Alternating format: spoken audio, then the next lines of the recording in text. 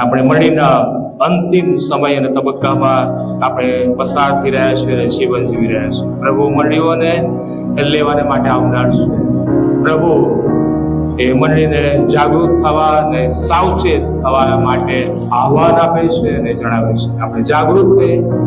અગાઉની મંડળીમાં પણ કહેવામાં આવ્યું કે જાગૃત થા, પસ્તાવો કર, અને આપણે પણ જાગૃત થવાની જરૂર છે. પ્રભુ આશા રાખે છે અને પ્રભુ અપેક્ષા પણ રાખે છે કે મંડળી એ પાછી ફરે, મંડળી એ જાગૃત બને, મંડળી રૂપાંતર પામે અને મંડળીનો બચાવ થાય.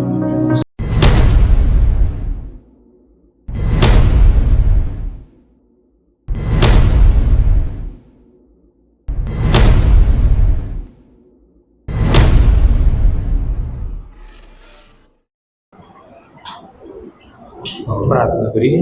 પ્રભુ આભાર માનીએ છીએ, ધન્યવાદ આપીએ છીએ. અમારી પ્રાર્થના છે પ્રભુ એ વચનો સમજવા, સ્વીકારવા, જીવનમાં ઉતારવા પ્રભુ તમે અમને કૃપા આપો, સહાયને મદદ કરો. આ અમારી પ્રાર્થના પ્રભુ ઈસુ ખ્રિસ્તના નામમાં સાંભળો, સ્વીકાર કરો. આમીન. પ્રભુનો આભાર માનીએ છીએ. ગયા રવિવારે 50મા પર્વની ઉજવણી આપણે કરી શક્યા.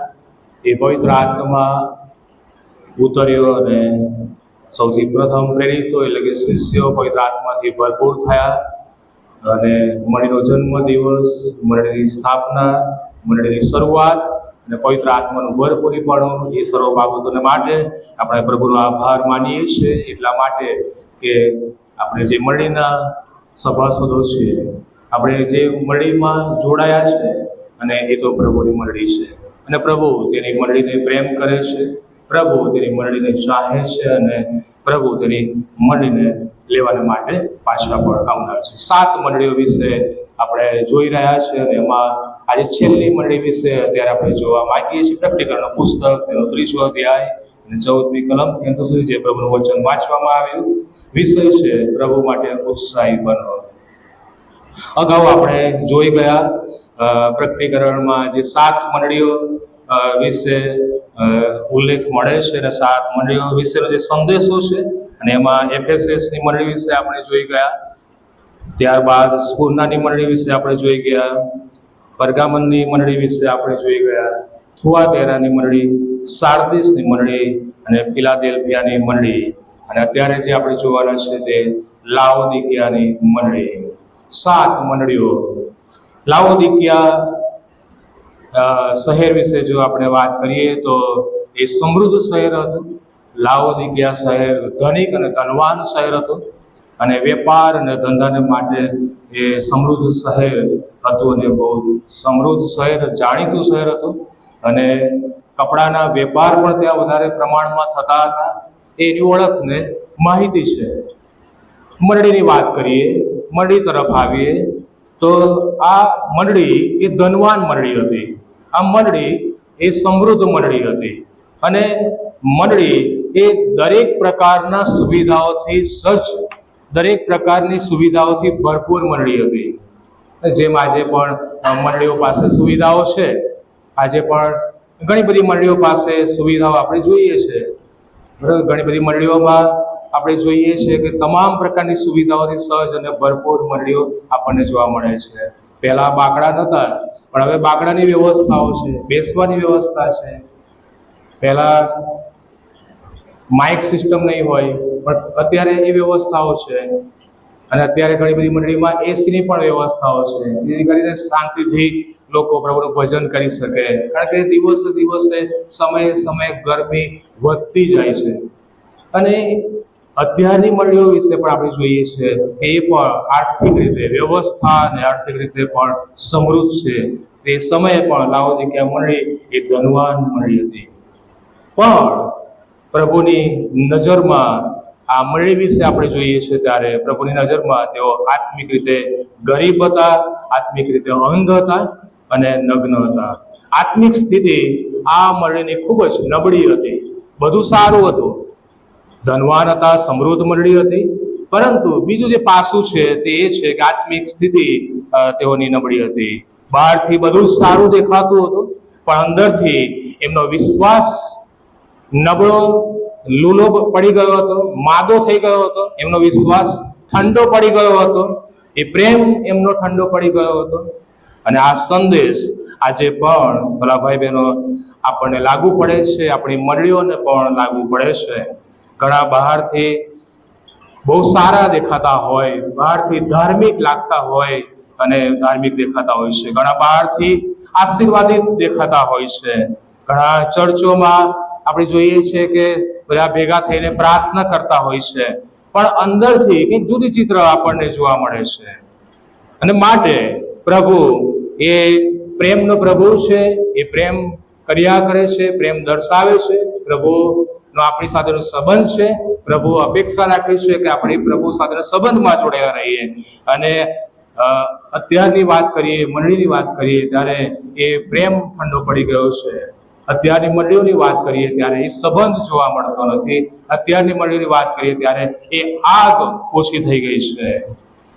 અહીં જે હુંફાળાપણાની વાત કરવામાં આવી છે અને એ ઉત્સાહ રહ્યો નથી.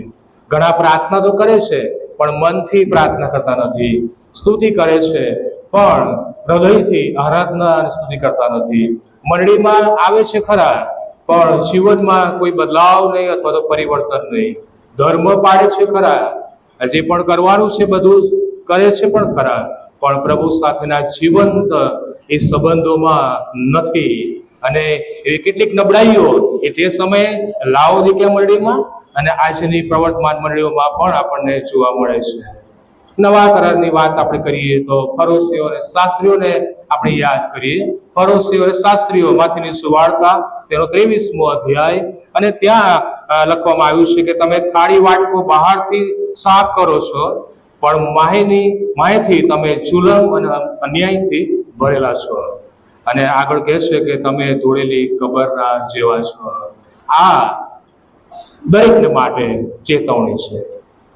પાલન કરતા નથી આપણે, એ વચનોનું પાલન કરતા નથી. ઈસુએ ફરોશીઓને ધોળેલી કબરો કયા જે શબ્દ વાપર્યો છે ત્યાં લખવામાં આવ્યું છે કે તમે ધોળેલી કબરના જેવા છો. બહારથી સારું દેખાય છે પણ અંદર એ સારું દેખાતું નથી. બહારથી ધાર્મિક દેખાતા હોય પણ અંદરથી એ પાપથી ભરેલા હતા. એ લોકો અંદરથી પાપથી ભરેલા હતા. અને આવી સ્થિતિ આપણી પણ છે. બહારથી બધું સારું હોય પણ અંદર એ મેલ, પાપ અને પાપનો જે કચરો છે એ આપણામાં ભરેલો હોય છે. ભલા ભાઈ બહેનો, પ્રભુ તો એ હૃદય તરફ જોવે છે. હૃદય સૌથી કપટી છે. પ્રભુ એ આપણા હૃદય તરફ જુએ છે. ઈસુને ધાર્મિકતાનો દેખાવ નહીં, પ્રભુ ઈસુ ખ્રિસ્તને એ ધાર્મિકતાનો દેખાવ જોઈતો નથી, પરંતુ પ્રભુને શુદ્ધતા જોઈએ છે, પવિત્રતા પ્રભુને જોઈએ છે. ભલા ભાઈ બહેનો, શું આપણામાં આવી નમ્રતા છે? શું આપણું હૃદય શુદ્ધ છે ખરું? 15 અને 16મી કલમમાં લખવામાં આવ્યું છે, તારા કામ હું જાણું છું, તું ટાળો નથી તેમ ઊનો પણ નથી. તું ટાળો અથવા ઊનો થાય એમ હું જાણું છું, પણ તું હુંફાળો છે, ઊનો નથી, ટાળો નથી, માટે હું તને મારા મોંમાંથી થૂંકી નાખીશ. આ હુંફાળી સ્થિતિ પ્રભુને પસંદ નથી. ત્યાં લખ્યું છે ટાળો નથી અને ઊનો પણ નથી, અને ત્યાં કહે છે કે તું હુંફાળો છે અને માટે હું તને મારા મોંમાંથી થૂંકી નાખીશ. આ સ્થિતિ એ વર્ણન કરવામાં આવ્યું છે પ્રભુને પસંદ નથી. લાઓદિકીયાની મંડળી એ કેવી મંડળી હતી? તો અહીંયા જણાવવામાં આવ્યું છે કે હુંફાળી મંડળી હતી. પ્રભુની ઓળખ, પ્રભુ કોણ છે, કેવા છે, એ પણ પ્રકટીકરણ પુસ્તક 1 અધ્યાયથી તમે જુઓ તો ખ્યાલ આવે. પછીથી 7 મંડળીઓની વાત આવે છે. એટલે મંડળીઓની ઓળખ પણ ત્યાં ચિત્ર આપવામાં આવ્યું છે. આખું ચિત્ર આપણે આગળ 6 મંડળીઓ વિશે જોઈ ગયા. તું જાગૃત થા, તું પસ્તાવો કર, જેને સાંભળવાનું કામ છે તે સાંભળે, વગેરે વગેરે બાબતો પ્રભુ ઈસુ ખ્રિસ્તે મંડળીઓને જણાવી છે, ચેતવણીઓ આપી છે, ઉત્તેજન આપ્યું છે. અને પ્રભુ એ પ્રેમ પણ કરે છે. પ્રભુ બધું જાણે છે. અગાઉ પણ આપણે જોઈ ગયા છે. પ્રભુ બધું જાણે છે. તારા કામ હું જાણું છું લખ્યું છે. પ્રભુ બધું જાણે છે. પ્રભુ આપણા જીવન વિશે જાણે છે. પ્રભુ આપણા કામો વિશે જાણે છે. પ્રભુ આપણા વિચારો વિશે જાણે છે. પ્રભુ આપણા પાપો અને અપરાધો અને ગુનાહ વિશે પણ બધું જ માહિતગાર છે અને જાણે છે. અને માટે 16મી કલમમાં શું કહે છે? તું ન તો ટાઢો ઠંડો છે કે ન તો ગરમ. તું ન તો ઠંડો છે ન તો ગરમ. હુંફાળી વ્યક્તિ એ તો આત્મિક રીતે મંદ છે, આત્મિક રીતે નિષ્ક્રિય છે. વિશ્વાસી વ્યક્તિ જ્યારે વિશ્વાસી વ્યક્તિ જ્યારે વચનોમાં અને વિશ્વાસી વ્યક્તિ જ્યારે મંડળી અને મંડળીની સંગતથી દૂર જાય છે, ત્યારે વ્યક્તિ આત્મિક રીતે નબળી પડી જાય છે, માદી થઈ જાય છે અને મંદતા આવે છે અને એ વ્યક્તિ આત્મિક રીતે હુંફાળી બની જાય છે. ભલા ભાઈ બહેનો, શું આજે આપણે પ્રભુ માટે ગરમ છીએ કે પછી હુંફાળા છીએ? આપણે ગરમ બનીએ, હુંફાળા નહીં. ગયા રવિવારે જોઈ ગયા પવિત્ર આત્મા એ અગ્નિ ઉતરી આવ્યો, પવિત્ર આત્માનું સામર્થ્ય ઉતરી આવ્યું. આપણે પવિત્ર આત્માથી ભરપૂર થઈએ. પવિત્ર આત્મા રેડી દેવામાં આવ્યો. પવિત્ર આત્માનું સામર્થ્ય આપણને મળ્યું છે અને પવિત્ર આત્માનું સામર્થ્યથી આપણે આગળ વધીએ.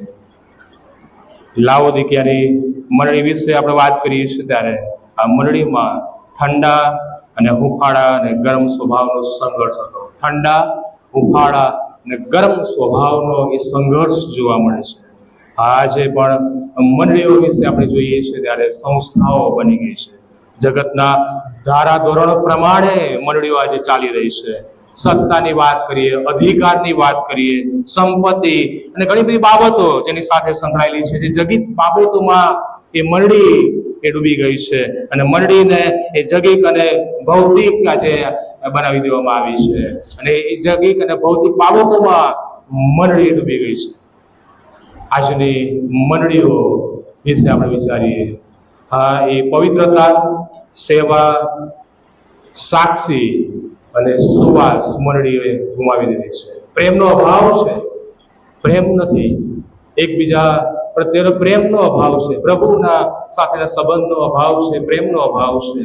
મંડળીએ એકતા ગુમાવી દીધી છે. ઘણી બધી મંડળીઓ એકતાનો અભાવ છે. અસંખ્ય ભાગલા એ જોવા મળે છે. મંડળીએ એ પારદર્શકતા ગુમાવી દીધી છે. શબ્દો એ જીવનમાં જોવા મળતા નથી. પ્રભુના વચનો દ્વારા એ જીવન પ્રગટ થતું નથી. મંડળીએ એ સામર્થ્ય ગુમાવી દીધું છે અને મર્યાદિત બની ગઈ છે. મર્યાદિત બની ગઈ.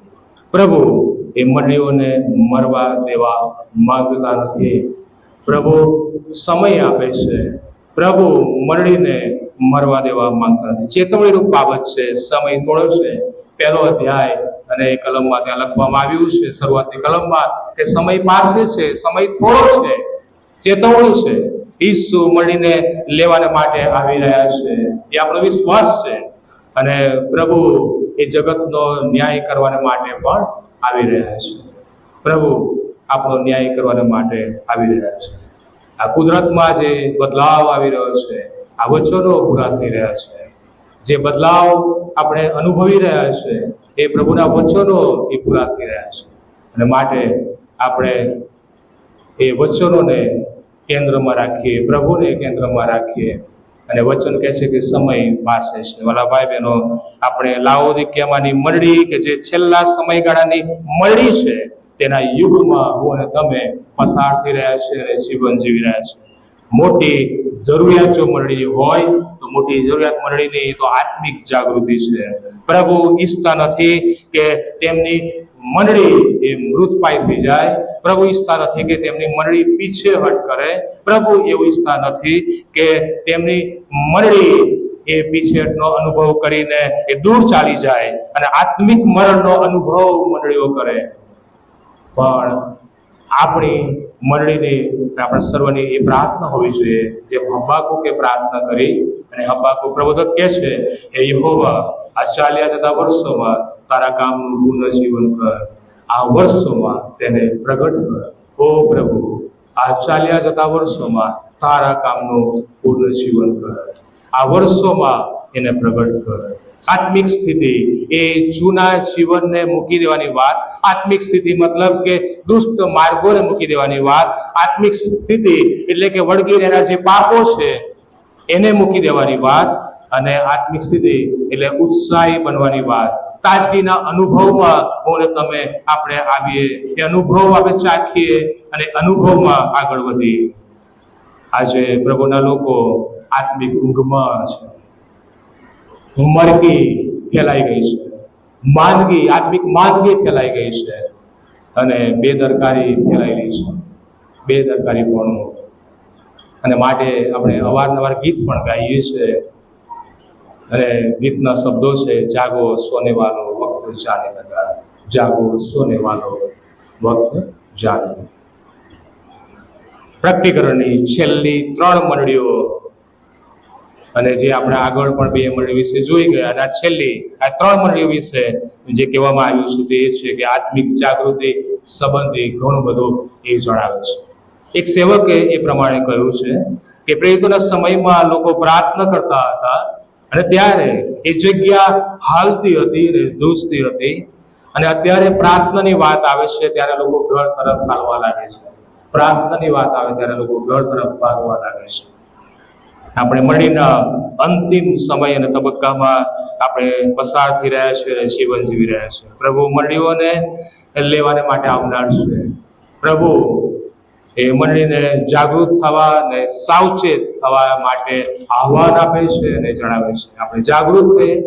અગાઉની મંડળીમાં પણ કહેવામાં આવ્યું કીધું જાગૃત થા, પસ્તાવો કર, અને આપણે પણ જાગૃત થવાની જરૂર છે, પસ્તાવો કરવાની જરૂર છે. બાઇબલ તરફ આપણે દ્રષ્ટિ કરીએ તો ખ્યાલ આવે છે કે જૂના કરારમાં તમે જુઓ તો યહોશાપાટ, યહોશિયા, એઝરા, નહેમ્યા, યર્મિયા પ્રબોધક અને દાનિયેલ.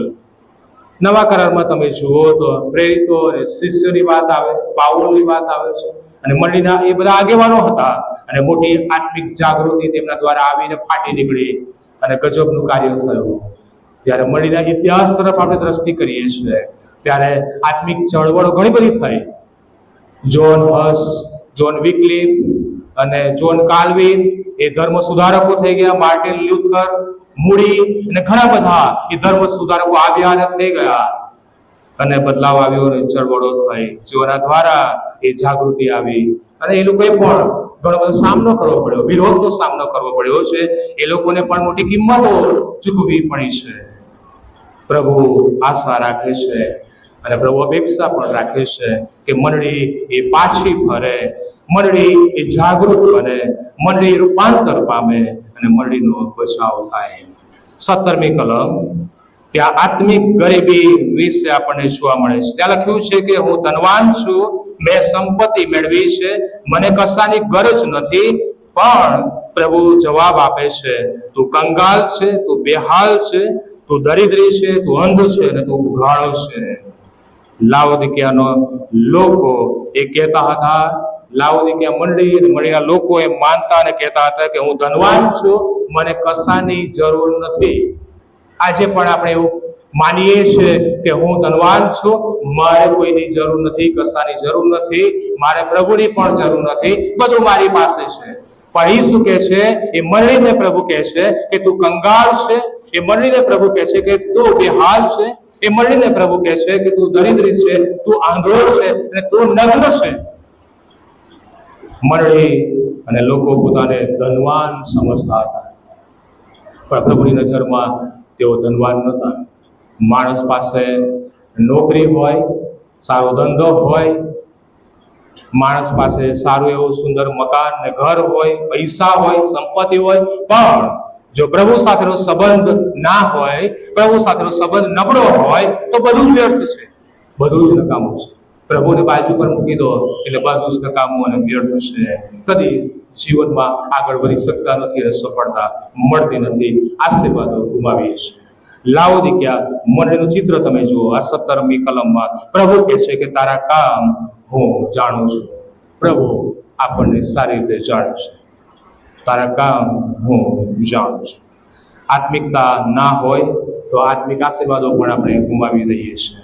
માટે આપણે એવા વસ્તુઓ પર ભરોસો રાખીએ છીએ, એવી બાબતો પર વિશ્વાસ અને ભરોસો રાખીએ છીએ કે જે કલાકોમાં એનો વિનાશ થવાનો, જે મિનિટોમાં એનો નાશ થઈ જાય, જે થોડાક સમયમાં એ બધું ખતમ થઈ જાય, એના ઉપર આપણે વિશ્વાસ રાખીએ છીએ અને આપણે કહીએ છીએ કે આ બધું મારી પાસે છે, મારે કોઈની જરૂર નથી, મારા પ્રભુની પણ જરૂર નથી. મારા ભાઈ બહેનો યાદ રાખો, પાછલા સમયો અને વર્ષોમાં પ્રભુએ એ બધા અનુભવો આપણને કરાવી દીધા છે. એ બધા સંજોગો અને પરિસ્થિતિમાંથી હું અને તમે આપણે પસાર થયા છે. વર્ષો પહેલાની વાત કરો તો એ કોમી રમખાણો થયા. કોમી રમખાણોની અંદર બધા અંદર ભરાઈ ગયા, બહાર નીકળવાની કોઈની તાકાત નહીં, બહાર નીકળો તો પડે. મેઘરજ તાલુકો, સાબરકાંઠા જિલ્લો, અને ત્યાં મિસ્ત્રી તરીકે મેં સેવા આપી 2 વર્ષ, અને ત્યાં મુસલમાન એરિયામાં મને સાચવી લેવામાં આવ્યો. જ્યારે કોમી રમખાણ થયો ત્યારે એ મુસલમાન લોકોએ મને આશરો આપ્યો, મને સાચવી લીધો.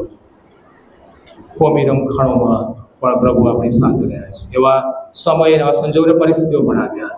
પાછલા વર્ષોમાં ભૂકંપ આવ્યો અને ભૂકંપે પણ બહુ મોટી તારાજી સર્જી નાખી. ઘણા બધા લોકો બેઘર બની ગયા, ઘણા બધા લોકો મરણ પામ્યા, અને ઘણા બધા લોકો અસરગ્રસ્ત પણ થયા, અને ઘણા બધા લોકોએ પોતાના ઘરો ગુમાવી દીધા છે, અને મુશ્કેલીમાં, ભારે મોટી મુશ્કેલીમાં ઘણા બધા લોકો મુકાયા. ડર ને ભય હતો. ઘર તો બાજુ પર, વસ્તુ કઈ કામમાં ના આવી, ઘર ને એ પૈસા કઈ કામમાં ના આવ્યા, બધા નાટકા ને દૂર. કોવિડ આવ્યું, અને એ પણ આપણે બધા જાણીએ. સંજોગો, પરિસ્થિતિ, એમાં પ્રભુ આપણી સાથે રહ્યા, પણ પ્રભુ એમાંથી પણ આપણને બોધપાઠ શીખવે છે. સલામતી માટે દોડવું પડે છે, ભાગવું પડે છે, સંતાવવું પડે છે. ઘર અને વસ્તુઓ એ નાશ પામી જાય છે. ગભરાટમાં આપણે રહેવું પડે છે, ડર લાગે છે, મરણનો ડર લાગે છે. માણસનું જે અભિમાન છે, જે અહીંયા કહેવામાં આવ્યું છે, પ્રભુ લાવોદિકીયા મળીને કહે છે, અને કહે છે કે તારા કામ હું જાણું છું. અને લાવોદિકીયા મંડળી એના લોકો કહે છે કે બધું મારી પાસે છે, હું ધનવાન છું, અમે ધનવાન છે. અને એ માણસનું અભિમાન છે. પ્રભુને માણસ ભૂલી જાય છે. શેતાને એ એદનવાડીની અંદર આનો આરંભ કર્યો, આની શરૂઆત કરી, અને શેતાન સફળ પણ થયો. અભિમાનનો એ પાપ આપણે જોઈએ છે. અભિમાની વ્યક્તિ એ સમાજને બગાડે છે. અભિમાની વ્યક્તિ સમાજમાં ભાગલા પાડે છે. અભિમાની વ્યક્તિ એ લગ્ન જીવનમાં પણ ભાગલા પાડે છે. લગ્ન જીવનને છિન્ન ભિન્ન કરી નાખે છે. પતિ અને પત્નીનું જે અભિમાની વલણ છે એ તોડી નાખે છે. બંનેને અલગતામાં લાવે છે, અને કોઈને માફ કરવા તૈયાર નથી, જતું કરવા તૈયાર નથી. આત્મિક જીવનનો નાશ કરે છે અને વિનાશને નોંધે છે. અને માટે પ્રભુ ચેતવણી આપે છે કે હું તને થૂકી નાખીશ. પ્રભુ કોઈનો નાશ કરવા માંગતા નથી. હું થૂકી નાખીશ મતલબ કે પ્રભુ કોઈને મારી નાખવા માંગતા નથી. કોઈનો નાશ થાય એમાં પ્રભુને રસ નથી, પણ પ્રભુને જેમાં રસ છે, અને પ્રભુ જે અપેક્ષા રાખે છે આપણી પાસેથી કે આપણો બચાવ થાય, આપણો ઉદ્ધાર થાય, આપણું તારણ થાય. અને એ તો પ્રભુની મોટી કૃપા છે. પ્રભુ આપણને તક આપે છે, સમય આપે છે. અને 17મી કલમ ત્યાં લખવામાં આવ્યું છે પ્રમાણે પ્રભુ આપણને જાણે છે. પરિસ્થિતિ ખરાબ જોવા મળે છે. અહીં જે વર્ણન કરવામાં આવ્યું છે 17મી કલમમાં, એ ખરાબ પરિસ્થિતિનું વર્ણન છે. પ્રભુ વિનાનું જીવન એ નકામું છે, અને પ્રભુ વિનાનું જીવન એ માણસ ગરીબ છે.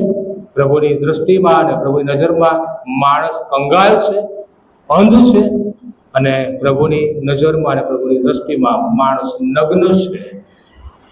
લુકની સુવાર્તા 12મો અધ્યાય, અને ત્યાં ધનવાન મૂર્ખની વાત મળે છે. પ્રભુ કહે છે કે મારી નજરમાં તું મૂર્ખ છે. એ ધનવાન મૂર્ખે એવો વિચાર કર્યો કે આ હું મારી વખારોને ભરીશ, મારા જીવને કહીશ, ખા પી અને આનંદ કર, બધું છે તારી પાસે, કોઈ નહીં જરૂર નથી.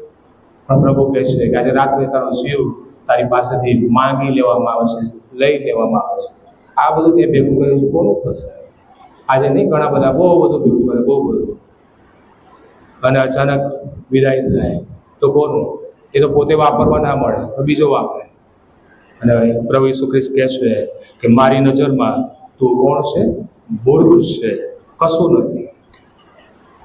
એક કરોડપતિને પ્રશ્ન પૂછવામાં આવ્યો કે તમારે હજુ કેટલા પૈસા જોઈએ છે, કેટલી સંપત્તિ જોઈએ? એટલે કરોડપતિએ જવાબ આપ્યો કે હજુ પણ મને થોડા વધારે મળી જાય તો સારું, હજુ પણ મને વધારે મળે. એક શ્રીમંત મહિલા કે જે જીવન મરણ વચ્ચે ઝોલા ખાઈ રહી હતી, કેન્સરમાં હતી, કેન્સરનું મરણ એને પણ થયું, કેન્સરથી મરી ગઈ. પણ મરણની આગલા સમયે રાત્રે તે ગણગણતી હતી, બળબડાટ કર્યા કરતી હતી અને કહેતી હતી, બળબડતી રીતે બોલતી હતી કે બેટા આવતીકાલે બમ્પર ડ્રો થવાનો છે ને પેલા લોટરીની ટિકિટ તું જરા લઈ લેજે. અને બીજા દિવસે સવારે મરણનો ઘંટ વાગ્યો, મરણનો ઘંટ વાગ્યો. દ્રવ્ય માણસને સ્વર્ગમાં મોકલી પણ શકે છે, દ્રવ્ય માણસને નર્કમાં પણ મોકલી શકે છે. હા, જેવો તેનો ઉપયોગ એવા તેના આશીર્વાદો અને એવું તેનું પરિણામ. ડૉક્ટર બિલી ગ્રેહામ તેમણે આ પ્રમાણે કહ્યું છે કે પ્રભુએ આપણને બે હાથ આપ્યા છે, પ્રભુએ આપણને બે હાથ આપ્યા છે, એક હાથ મેળવવાને માટે અને બીજો હાથ આપવાને માટે, બીજો હાથ આપવાને માટે. પાઉલ જણાવે છે કે તમે સમૃદ્ધ છો તો તમારી સમૃદ્ધિ એ સારા કામમાં તમે વાપરો અને સારા કામ તમે કરો. બાઇબલમાં તમે જુઓ તો ઘણા સેવકોએ એ સમૃદ્ધિ દ્વારા અને કૃત્યમાં પ્રેમ પ્રગટ કર્યો છે અને એ વિશ્વાસની એ સમૃદ્ધિ દ્વારા એ સાબિતી પણ એ લોકોએ આપી છે. 18મી કલમમાં લખવામાં આવ્યું છે કે ઈસુ કહે છે કે તને સલાહ આપું છું કે તું ધનવાન થાય, શુદ્ધ કરેલું સોનું વેચાતું લે, તું વસ્ત્ર પહેરે, તારી નગ્નતાની શરમ પ્રગટ ન થાય માટે ઉજળા વસ્ત્ર વેચાતા લે, અંજન આંખમાં આંચ. પ્રભુ ઈસુ ખ્રિસ્ત કહે છે મંડળીને કે હું તને સલાહ આપું છું કે તું ધનવાન થાય. આ આપણો પ્રેમનો પ્રભુ છે, એ આપણો નાશ થાય એમાં એ રાજી થતો નથી. પ્રભુ આપણને અનેક ગણા આશીર્વાદો આપવા પણ માંગે છે. તું ધનવાન થાય, તું કંગાળ ને દરિદ્રી રહે એમાં પ્રભુ રાજી નથી. અને ત્યાં કે તું ધનવાન થાય, શુદ્ધ કરેલું સોનું તું વેચાતું લે, મફત નહીં પણ તું વેચાતું લે, તું વસ્ત્ર પહેરે. ભલા ભાઈ બહેનો, સાચી સંપત્તિ એ તો પ્રભુ ઈસુ ખ્રિસ્તમાં છે, ખરી સંપત્તિ એ તો પ્રભુ ઈસુ ખ્રિસ્તમાં છે. ભલા ભાઈ બહેનો, ઘણા બધા પ્રભુના સેવકોએ ઘણા એમની પાસે ઘણું બધું હોવા છતાં પણ મૂકી દીધું, તજી દીધું, પોતાનું ઘર બહાર મૂકીને સેવાના માટે આવ્યા. ફોરેનથી જે મિશનરીઓ આવ્યા, શું એમનું પરિવાર નહોતું? શું એ લોકોના સગાવાલા નહોતા? એ બધું મૂકીને, એ બધી સુખ સગવડો મૂકીને આ બાજુ આવ્યા, ભારતમાં આવ્યા, સેવા આપી અને અહીંયા જ મરી ગયા ને દટાઈ પણ ગયા. શું એમની ઈચ્છાઓ નથી? પણ એ બધું પ્રભુને માટે, કારણ કે સાચી સંપત્તિ એ તો ખ્રિસ્તમાં છે. પાઉલ પણ કહે છે એ બધું કચરા સમાન ગણું છે એને માટે, નકામું છે. ખ્રિસ્ત એ મને મળ્યો છે, મારે તો ખ્રિસ્તને જાણવા છે, ખ્રિસ્તમાં અને જે ઇનામ મારા માટે રાખી મૂકેલું છે તે મારે મેળવવું છે. અહીંયા 3 બાબતો આપણને જોવા મળે છે. રૂપક તરીકે કહેવામાં આવ્યું છે કે અગ્નિમાં શુદ્ધ કરેલ સોનું, સફેદ વસ્ત્ર અને આંખોમાં આંજવા અંજન. ભલા ભાઈ બહેનો, સાચો વિશ્વાસ જરૂરી છે, મજબૂત વિશ્વાસ એ જરૂરી છે. પવિત્ર વસ્ત્ર પહેરીને આપણે પ્રભુની પાસે આવીએ, પવિત્ર વસ્ત્ર ધારણ કરીએ. ભલા ભાઈ બહેનો, આપણો પ્રભુ એ પવિત્ર વસ્ત્રો આપણને પહેરાવવાને માટે એ આપણો પ્રભુ એ રાજાનો રાજા અને પ્રભુનો પ્રભુ કાલવરીના વધસ્તંભ ઉપર નગ્ન થયો આપણા માટે, મારા અને તમારા માટે. આપણને વસ્ત્ર પહેરવાને માટે એમણે વસ્ત્ર ઉતારી દીધા, એ નગ્ન થયા, વધસ્તંભ પર એ પોતે ઉઘાડા થયા, કે જેથી કરીને આપણને ન્યાયપણાના વસ્ત્રો મળે, જેથી કરીને આપણે ઉઘાડા ના રહીએ, પરંતુ એ પવિત્ર આત્મા અને પવિત્ર આત્માનું સામર્થ્ય આપણે પ્રાપ્ત કરીએ, જેથી કરીને આપણે ન્યાયપણાના જે વસ્ત્રો છે એ આપણે ધારણ કરીએ, જેથી કરીને આપણે ઉઘાડા ના રહીએ, આપણે નગ્ન ના દેખાઈએ. અને ત્યાંથી તારી નગ્નતાની શરમ તું પ્રગટ ન થાય ત્યાં લખ્યું છે, માટે ઉજળા વસ્ત્ર તું વેચાતા લે. અને એ મફત અને મફત વધસ્તંભ પર પ્રભુએ પ્રાણ આપીને નગ્ન થઈને આપણને ભેટ આપી છે. પ્રભુનો આભાર માનીએ છે, જેથી કરીને આપણે નગ્ન ન દેખાઈએ. કાલવરી ઉપર સેલ છે, ત્યાં પવિત્ર અને ન્યાયપણાના વસ્ત્ર પ્રાપ્ત થાય છે અને મળે છે. ન્યાયપણાના વસ્ત્રો એ મફત ભેટ પ્રભુ આપણને આપવા માંગે છે. આવો એને મેળવી લઈએ આવો એને પોતાનું કરી લઈએ, આવો જે વસ્ત્ર નથી ધારણ કર્યા, નથી મેળવ્યા, તો ત્યાં લખ્યું છે ઓછા વસ્ત્ર તો વેચાતા લે, એ વસ્ત્ર આપણે પરિધાન કરીએ. એ કિંમત ખ્રિસ્તે ચૂકવી છે વધસ્તંભ ઉપર આપણા માટે, એને ભૂલીએ નહીં. બહુ મોટી કૃપા છે પ્રભુની. અને માટે પ્રભુ કહે છે, મળીને પ્રભુ કહી રહ્યા છે, તમે મારી પાસે આવો, તું મારી પાસે આવ, તું વધસ્તંભની પાસે આવો. ઈસુ એ ઉમદા વેપારી છે.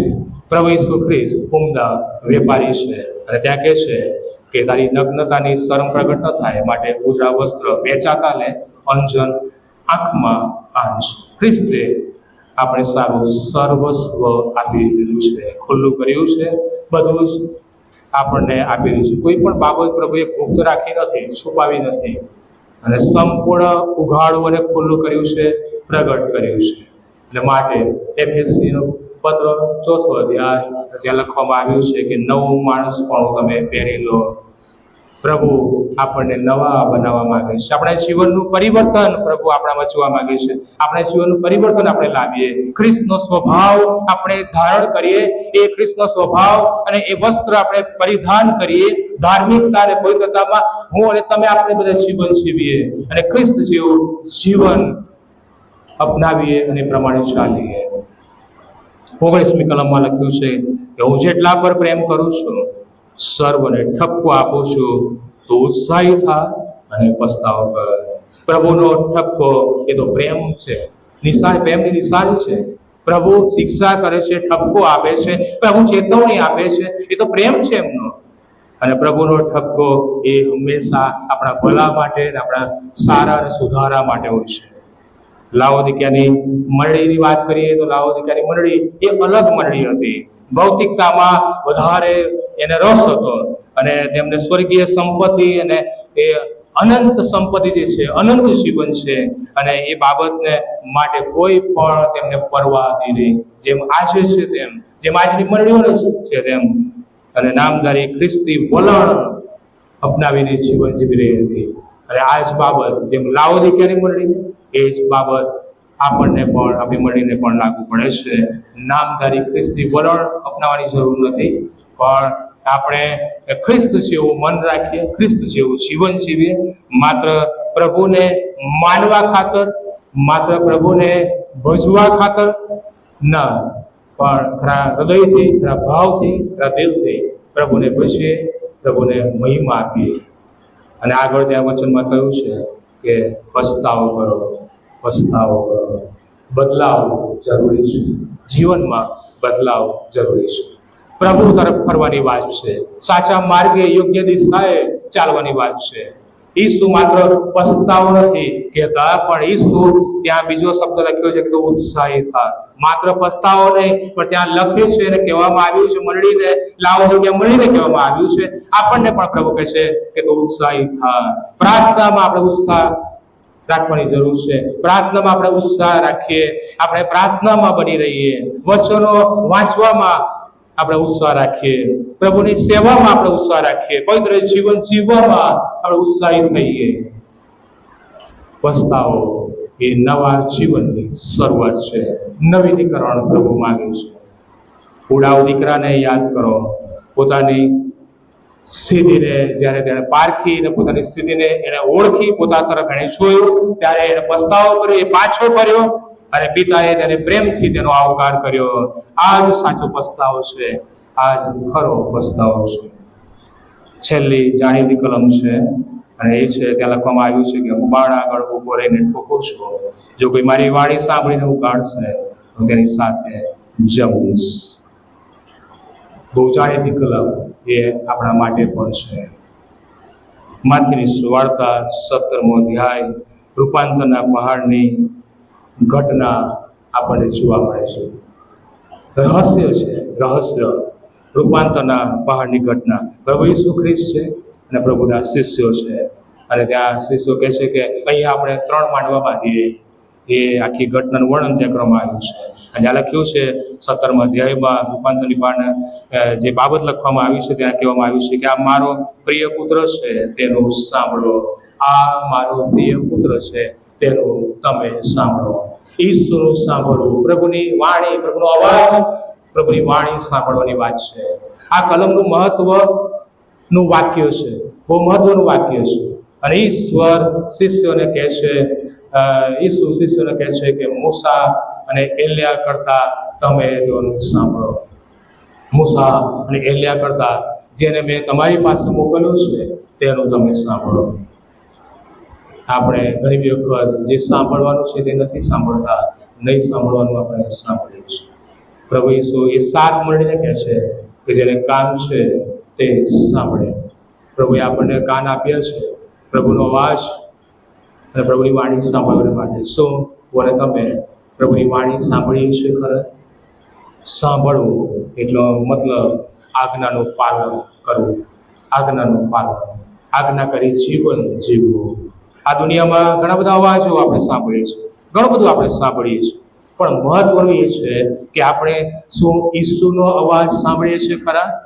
શું અને તમે આપણે પ્રભુની વાણી, પ્રભુનું વચન, પ્રભુનો અવાજ આપણે સાંભળીએ છીએ? અને છેલ્લી બાબત, પ્રભુનો પ્રેમ. ખ્રિસ્ત દરવાજા પર ઊભા છે.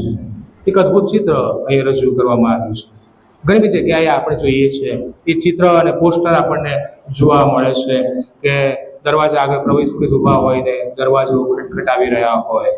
પ્રભુ અંદર આવવા માંગે છે, પ્રેમથી પ્રભુ ખટખટાવે છે, પ્રભુ અંદર આવવા માંગે છે. એક પ્રખ્યાત ચિત્રકારે નામનું ચિત્ર બનાવ્યું. આ નામનું ચિત્ર એક પ્રખ્યાત ચિત્રકારે બનાવ્યું અને ત્યાં ઈસુ એ દરવાજો ખટખટાવી રહ્યા છે. અને કોઈકે એમને પૂછ્યું ચિત્રકારને કે દરવાજા ઉપર બહારથી ખોલવા માટે તમે હેન્ડલ કેમ રાખ્યું નથી? બહાર જે હેન્ડલ હોવું જોઈએ તમે કેમ રાખ્યું નથી? ચિત્રકારે બહુ સરસ જવાબ આપ્યો કે આ માનવ હૃદયનો દરવાજો છે, આ માનવ હૃદયનો દરવાજો છે. માત્ર ને માત્ર એ અંદરથી જ ખુલે છે, એ અંદરથી જ ખુલે છે. ભલા ભાઈ બહેનો, આ જ બાબત આપણા માટે છે. ઈસુ આપણા હૃદયમાં આવવા માંગે છે. અંદરથી આપણા હૃદયનો દરવાજો આપણે ઓપન કરવાની જરૂર છે. પ્રભુને આપણા જીવનમાં સ્થાન આપીએ, આપણા હૃદયમાં સ્થાન આપીએ, આપણા ઘરોમાં સ્થાન આપીએ. ખ્રિસ્ત આ ઘરનો સ્થિરપતિ છે એટલું પૂરતું નથી, પણ એને દરવાજો ખોલીએ, ઘરમાં આપણે એને આમંત્રણ આપીએ, આપણા હૃદયમાં, આપણા જીવનમાં સ્થાન આપીએ અને આપણા જીવનનું બારણું ખોલીએ. અંતિમ વિજય, છેલ્લી બાબત, અંતિમ વિજય, ફતેહ, સફળતા અને વિજય, આશાનો સંદેશ. પસ્તાવો કરનારને પ્રભુ પોતાના સિંહાસન પર બેસાડવાનું વચન આપે છે. માન અને સન્માન પ્રભુ આપવામાં આવે. આવો કયો ઈશ્વર જે કરી શકે ને વિચારી શકે?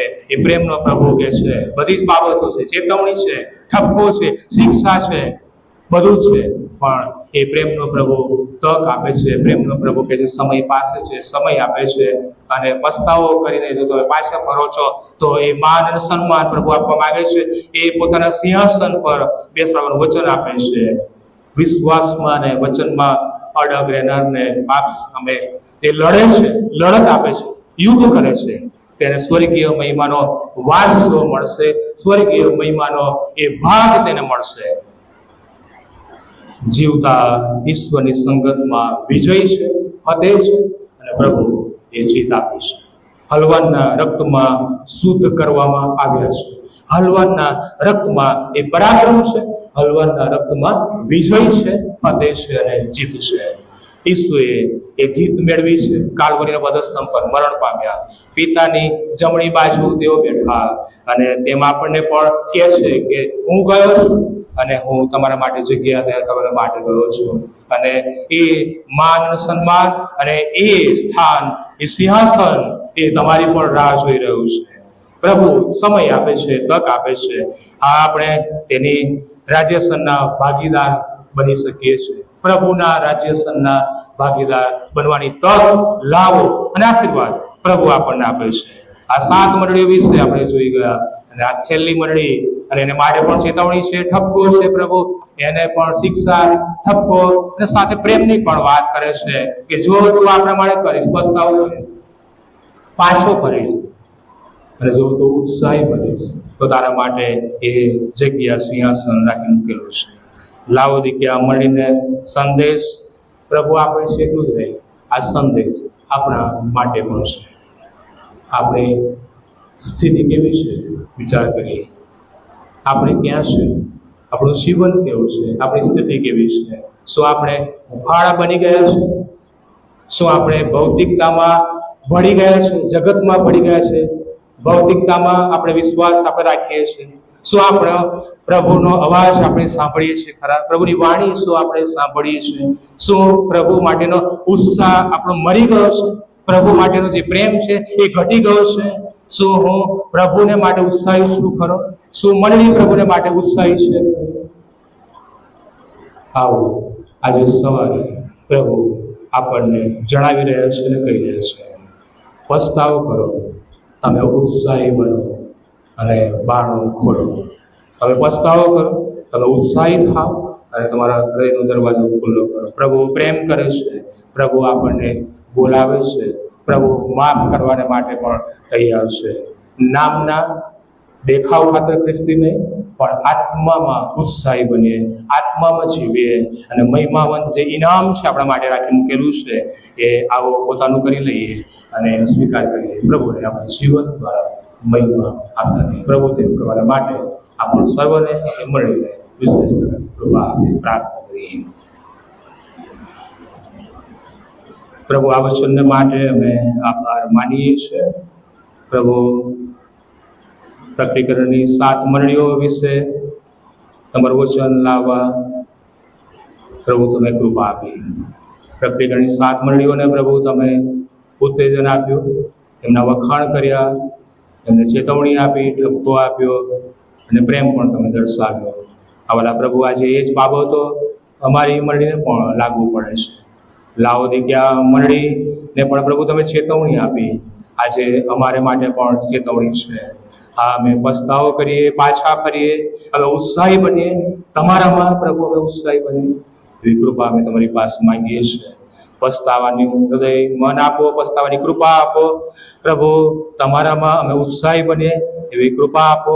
અમારી પ્રાર્થના છે કે પ્રભુ અમારા હૃદયના અમે દરવાજા ખોલીએ અને અમે તમને આમંત્રણ આપીએ એવી કૃપા અમે તમારી પાસે માંગીએ છીએ. પ્રભુ અમારી પ્રાર્થના છે તમે તમારા પ્રેમમાં અને તમારા વિશ્વાસમાં અમને ટકાવી રાખો અને પ્રભુ તમે અમારો સ્વીકાર કરો. આ અમારી પ્રાર્થના તાના પ્રભુ ઈસુ ખ્રિસ્તના નામમાં તમે સાંભળો અને સ્વીકાર કરો. આમેન.